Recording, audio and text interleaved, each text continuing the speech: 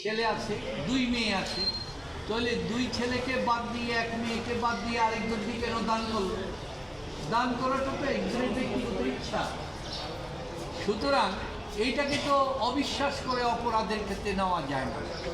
সেই ক্ষেত্রে ওনারা বলছেন এই যে সম্পদটা গড়েছে, এই সম্পদটা হচ্ছে ওই যে প্রদীপের ইনকামের সাথে এসে তার এটা হয়েছে।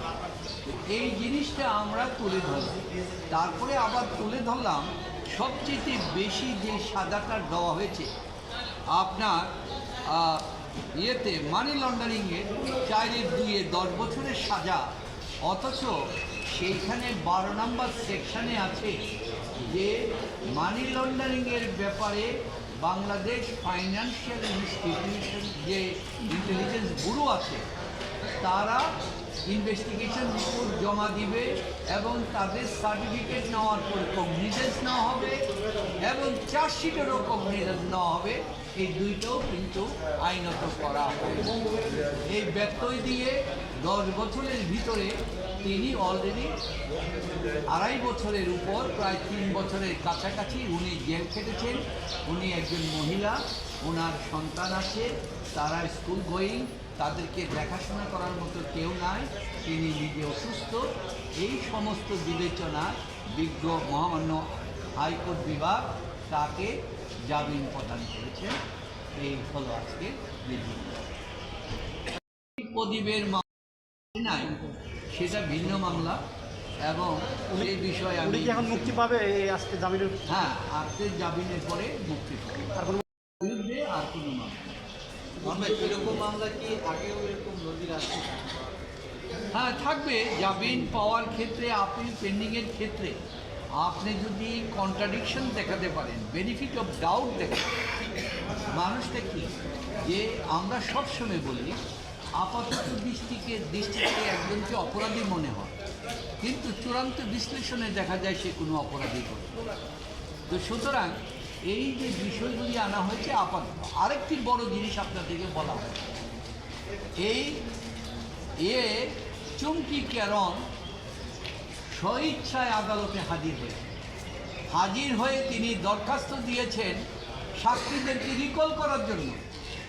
আদালত সেই রিকলের অর্ডার প্রত্যাখ্যান করেছে। তাকে জেরা আত্মপক্ষ সমর্থনের সুযোগ না দিয়ে প্রদীপের স্ত্রী, সুতরাং প্রদীপ যাকে সাক্ষীদেরকে যে জেরা করেছে এই জেরাই তার বেলায় প্রযোজ্য হবে। এটা তো হতে পারে না। প্রতিটা ব্যক্তি ইন্ডিভিজুয়াল আসামি, তার বিরুদ্ধে ইন্ডিভিজুয়াল অপরাধ প্রমাণিত হতে হবে এবং ইন্ডিভিজুয়ালি তাকে শাস্তি দেওয়া হবে। এইটা একটা আইনের চূড়ান্ত বরখেলাপ করা হয়েছে। তার সাক্ষীকে রিকল করা হয় না এবং বলা হয়েছে প্রদীপ যে সাক্ষীদেরকে জেরা করেছে এটাই তার বেলায় প্রযোজ্য হবে। এর চাইতে বড় আইনের বরখেলাপ প্রদীপ এবং প্রদীপের স্ত্রীর বিরুদ্ধে অ্যান্টি কারাপশনের মামলা ছিল।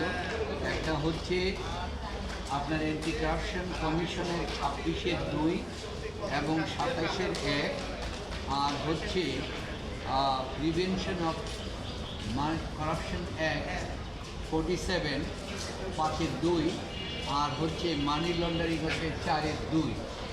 এইভাবে দুজনের বিরুদ্ধে অভিযোগ করা হয়েছিল।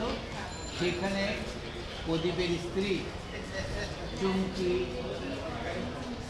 চুমকিকরণ তাকে 26-2 ধারায় 1 বছর এবং 1 লক্ষ টাকা পেনাল্টি দেওয়া হয়েছে। আর 26-27 8 বছর প্লাস 10 লক্ষ টাকা জরিমানা। আর প্রিভেনশন অফ কারাপশন অ্যাক্ট 1947-এ তাকে 2 বছর এবং 10 লক্ষ টাকা জরিমানা।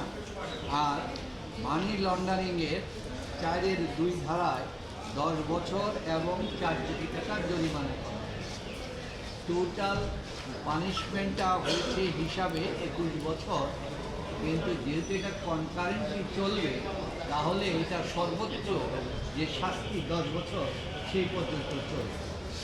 এখন এই মামলাটায় প্রদীপের স্ত্রী আপনার চুমকিকরণের পক্ষে আমরা জামিনের আবেদন করেছি।